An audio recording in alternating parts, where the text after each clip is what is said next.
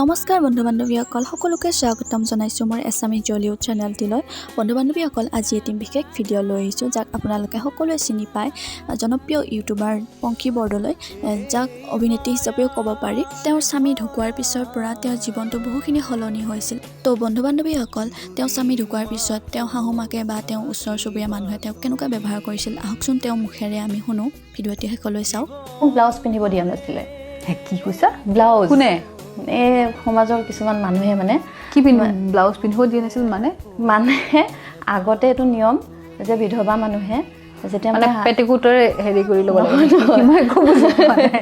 Husband যেতিয়া ঢুকায় চাদৰ মেখেলাযোৰ পিন্ধিব পাৰিব। তো চাদৰখন মানে আপুনি 11 দিন যেতিয়ালৈকে তেওঁৰ সকাম নাযায় আপুনি ব্লাউজটো পিন্ধিব নোৱাৰে, মানে চাদৰখন দি এনেকৈ থাকিব লাগে।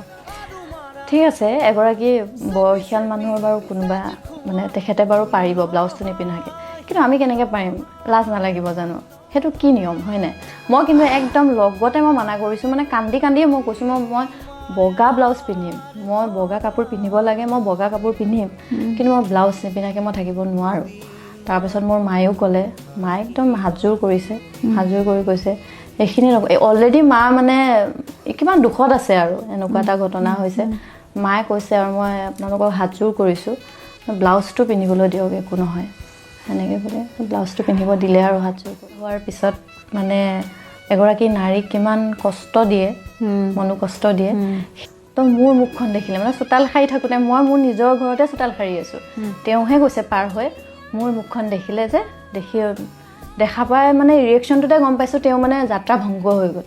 লগে লগে মানে থু পেলাই দিছে আৰু অ' মাই গড, থু সেনেকৈ কৈ পেলাই থু পেলাই মানে যিটো নাম পাতিছে তাত বিধৱা মানুহৰ মুখ চাব নাপায়।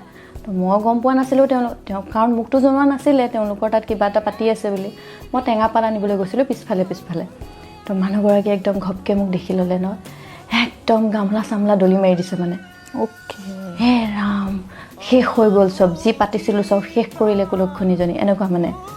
মই মানে হতভম্ব, কি কৰিলোঁ মই টেঙা পাত আনিবলৈহে আহিছোঁ এনেকৈ ক'লোঁ।